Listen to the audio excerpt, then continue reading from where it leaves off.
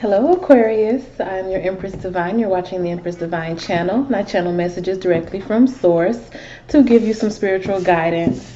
And this is directly for the Divine Feminine. Now, Aquarius, we have quite a few big energies that we are going through right now. And amongst those is the Mercury retrograde. It's in Pisces, and then it'll go back through Aquarius and come back through Pisces. Also the Mars and Capricorn transit, and we have a new moon in Pisces coming up this weekend, Saturday night, Sunday morning. So we just want to see what's going on. And while I was meditating over it and shuffling the cards, No Air by Jordan Sparks and Chris Brown was playing in my mind, because while I was looking at where these transits were hitting the air signs houses, I realized that none of your air houses were activated. So basically, no houses that are home to you are activated. I'm hoping that's all of the cards that fell. I don't like to do a reading then realize that I dropped some cards and didn't pick them up. Let me see. Yeah, that's all of them. All right, so I'll probably show y'all too much. Oh my god. But anyway, No Air, and like it just came to me, removing yourself, and because if you don't have air and you're an air sign, then that's removing yourself. So I just want to get into the readings and see what that's about. So we'll get goddess guidance for Aquarius. Past life. The situation involves your past life memories. All right, Aquarius. Let's see what's going on. Because we have Mercury right now. It is activating your second house. Resources, possessions, material, your own money, stuff like that, material realm. And it will go back to your first house when Mercury retrogrades back into Aquarius. This will be your first house. So your finances and things could be, coming up, or something that you're doing that is supposed to be, lighting up your finances. You're having some time to review that and take care of that. Now you also have Mars transiting your 12th house. So action involving spirituality. Any spiritual businesses may see a lot of action. They may take off and start paying more dividends. King of Coins has come out on the table. King of Coins, Six of Swords.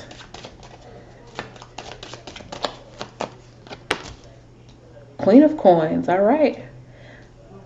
Don't tease me with a happily ever after. I'm an Aquarius sun too. Don't play with it. Let's see, all right. We have the Devil, the Fool, and the Ace of Staffs. So we have some pretty big cards here.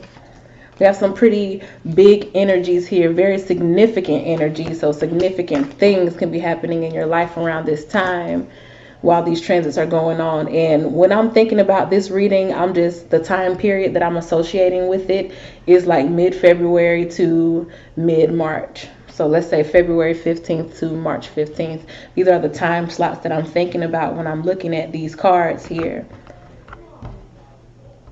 Big emphasis on your material wealth and things getting better to that aspect. You're very focused on getting those things together in your life. So whatever it is that you're doing right now that is meant to make you more money or help you get your skills set up so that you can be worth more, in terms of I guess what you would be paid or whatever. Because what you can do is not what determines your worth. But you know how it is. There is a lot of pull toward the physical, very earthy. Like you're more earthy than usual. You're getting more done in your day-to-day life than usual. Very practical. You want the creature comforts.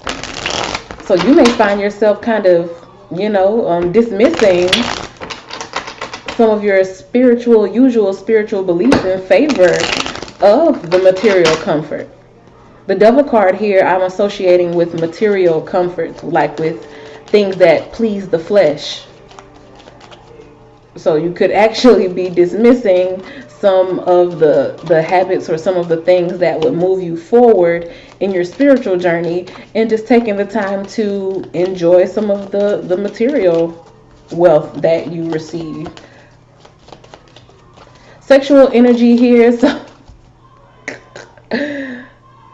you know how I was just saying that you could be dismissing some things that could help you on your spiritual journey?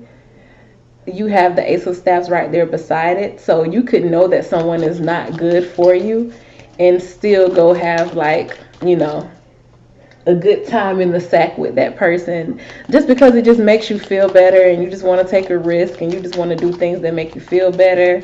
And old habits die hard. Old habits do die hard. Definitely some past energy showing up here, most specifically because you have Isis, the past life card, which says the situation involves past life memories. But the fact that you're willing to suspend, you know, spiritual beliefs, or you're ready to, okay, you know what, yeah, I do want to ascend, I do want to, you know, be in a good vibration, I don't want to fall back into toxic patterns, yeah, but at the same time, I want some of what has to offer. So for all right, Aquarius feminine, as long as you don't get knocked off your path, but I don't see that happening. I don't see anyone knocking you off of your path. It's just, I want to have me a good time. Like, I've been straight laced, I've been taking care of my goals and getting everything squared away. I want to have fun. I want to, you know, get my little boots knocked. I realize there's nothing there. Five of Pentacles. It's like you realize nothing is there. You've tried and tried and tried with this person, and it's you realize no, it's nothing worth truly pursuing there. But you know, truth be told, you just like how they make you feel sometimes. You like what it is about them. There's something about them that keeps pulling you back. Every time I try to leave, something keep pulling me back, telling me I need you in my life. I feel that. Ding, ding, ding, ding, ding, ding, ding, ding, ding. Somebody's feeling that way. They probably feel like you've moved on from them, so they're going to come in and try to, like, romance you and, you know, get in your head and stuff like that. I would advise you to not forget about how much trouble this connection has been, regardless of what they tried to give you. I would advise you to realize that, you know, anything that they do give you comes at a price. The Devil and the Ace of Pentacles. Three of Swords, you'll be disappointed. So continue to move forward, because intuitively, High Priestess, you already know better. You know better. It's just sometimes, you know, we're all human. It is what it is. And with that no air card, it could be just like sometimes you just don't think, or you don't feel like you have control over your mind when it comes to this person. That's deep. Two of Swords. I think it's something is about this person you also don't want to see. So Three of Cups, you always end up coming back around to this person, and then you come around, then you leave. You come around, then you leave. Eight of Cups. It's just a lot of instability here. There's not that no air is, when you're with this person, you just don't think. They make you, they put you in this energy where you just feel so fulfilled in your flesh that you're just not thinking at all. You're not thinking about your goals. You're not thinking about what you're doing, what you're saying. You're just completely out of control of your energy, and that is not healthy. Somebody who, like, completely suspends your thought process is not healthy. But yeah, it's Mercury retrograde time, and people, they go and dibble and dabble in things from their past.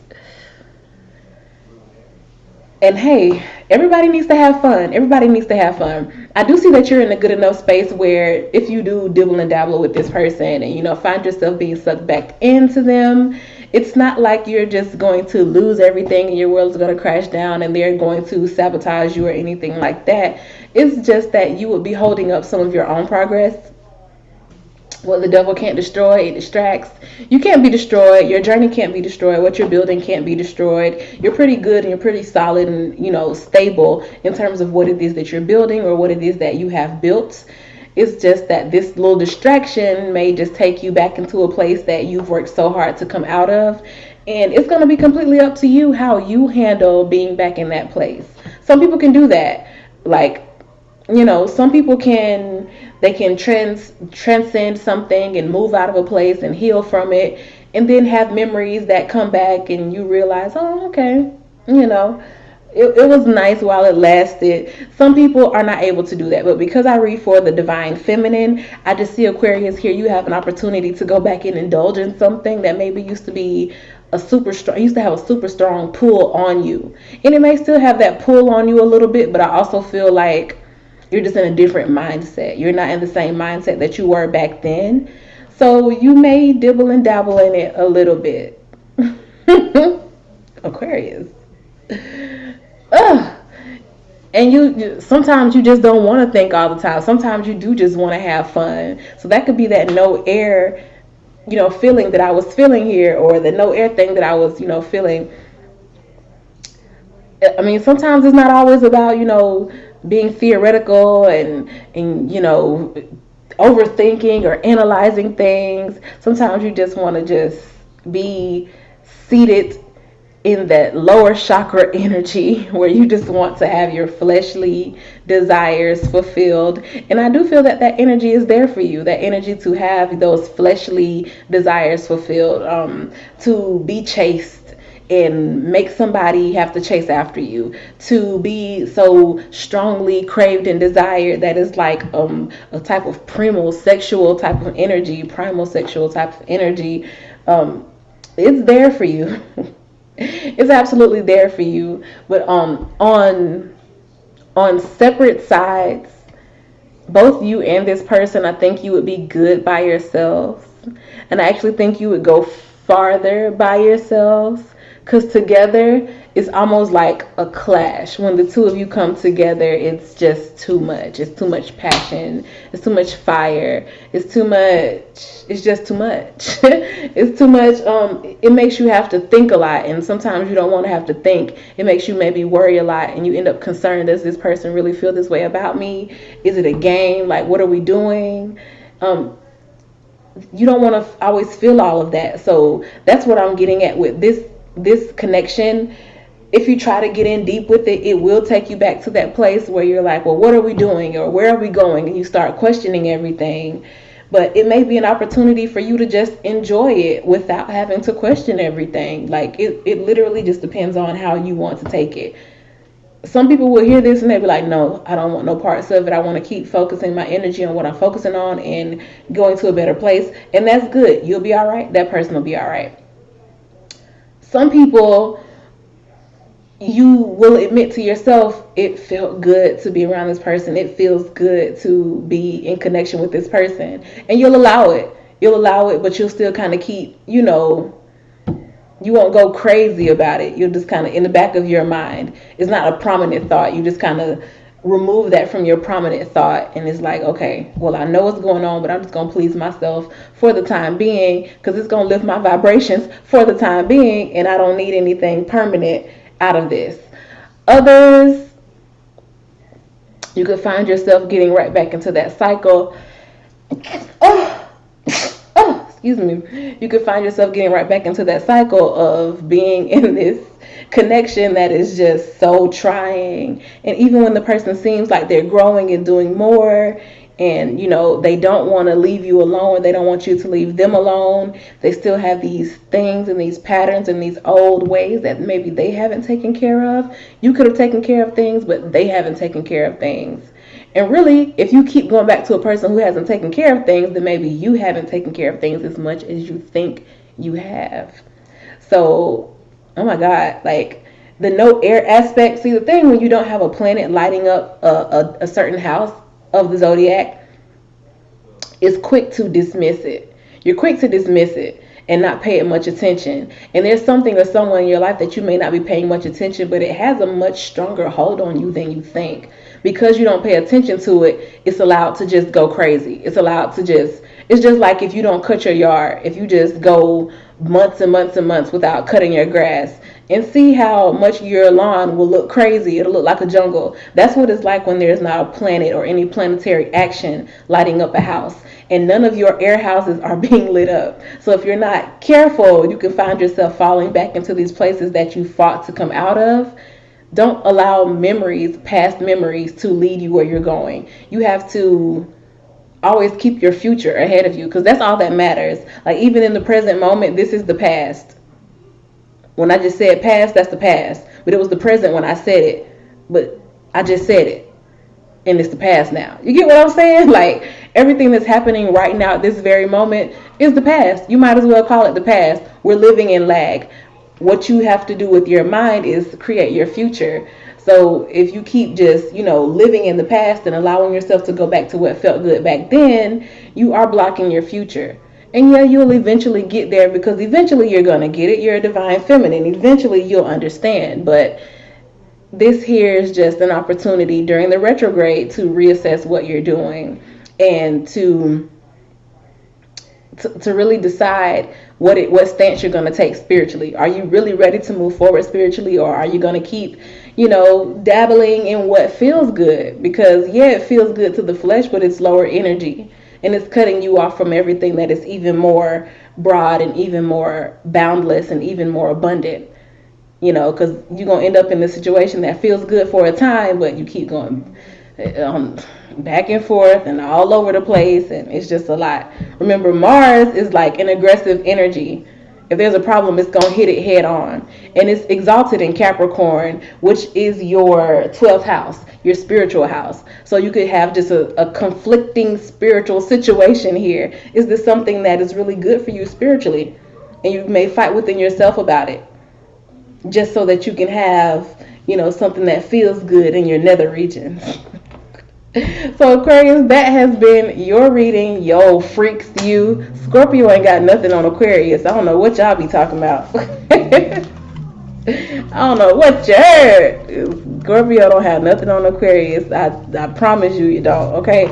So yeah, that's your reading, Aquarius. Like, comment, subscribe. Let me know what you're thinking, what you're thinking about doing. If you need to kind of talk it out in the comments, we're here to listen, because I like a nice freaky story. I like smut. I like to read it. I like to write it. I'm kidding. Okay, but hit the notification bell so that you can know when I drop my next video. Thank y'all for watching. I'll see y'all later, Aquarius. Bye.